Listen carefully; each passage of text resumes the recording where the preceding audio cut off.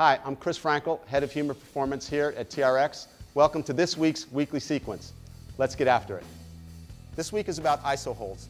And in addition to using ISO holds to increase time under tension or muscle recruitment, you can use it as a coaching tool to make sure you or your clients know how to transition from one part of a complicated movement to another part. So we're going to have Dan start with the TRX hinge. Earlier this month we saw the two-handed hinge.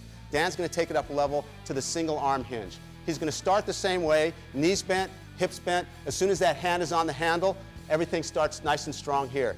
Dan is going to show you a modification where that off hand, in this case his left hand, is holding on to the straps for a little bit more stability. He starts in a nice strong position here. He lets himself roll out to that hip extended, knee extended position. And now he's going to let go with that left hand, let it hover, resisting rotation, and now bring himself back home on the hinge.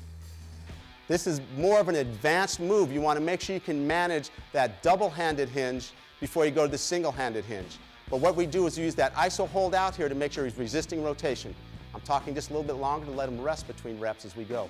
We're going to let him start by grabbing on the straps again, shoulders down and back, cores engaged, roll out nice and smooth into the hinge, a little bit of an ISO hold here, let go with that hand, little hover, ISO hold here, bring the hand back on, and bring himself back home.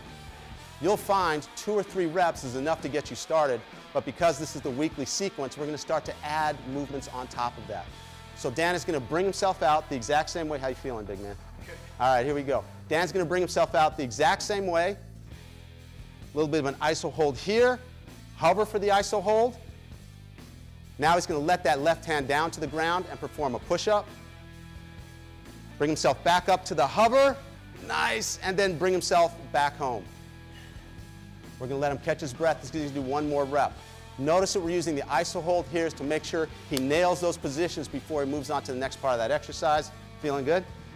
I'm good. All right, here we go. Lock that core in. Shoulders come down and back. A little bit more bend in your knees. Here we go. Bring yourself out under control. ISO hold here. Hover for the ISO hold. Down into the push-up. Come back up. Now really focus on stability here. Bring himself back home. And now you've seen how ISO holds not only increase the intensity of an exercise, but help teach that fluid movement as we go through it. Last thing we're going to put into this sequence is a TRX single arm, single leg squat row. So go ahead and take it up to mid-length first. So now that we got that core really turned on, we got that single arm shoulder girdle locked in, we're going to now connect that shoulder to that hip. So he's going to be rowing with his right arm, single leg squatting with his left leg from a nice strong core. Start at the top, good. Now from this top position, an ISO hold here means that he's really thinking about extending through that left hip. That left glute is turned on, that right shoulder is pulled down and back. So even though he's not moving, we got exercise, we got energy working here. Now down under control, he's going to reach up with that right arm, go as deep as feels comfortable in the bottom, hold that bottom position, re-engage that core, row and drive yourself back up. Nice. And pause at the top, squeeze that left glute, down under control again, foot stays flat, reach with that arm. Now connect that right shoulder girdle to that left glute. Bring yourself up again one more time. Extend, pause at the top, ISO hold, squeeze. Squeeze that core, squeeze that left hip, pull that right shoulder girdle down and back. Now lower yourself down. Pause at the bottom here. Load into that left hip. Engage that right shoulder girdle and bring everything home all at once.